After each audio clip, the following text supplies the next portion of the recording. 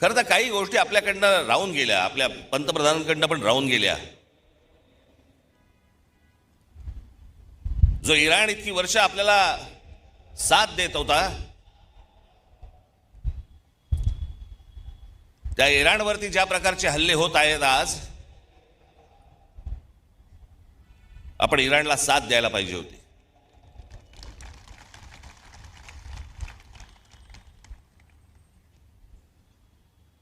या देशामध्ये येणारं सगळं बरचसं तेल हे इराणमध्ये येतं, ते आपल्याला रुपयामध्ये देतात,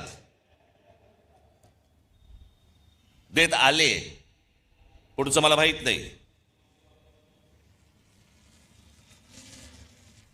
पण खामेनी गेल्यानंतर देखील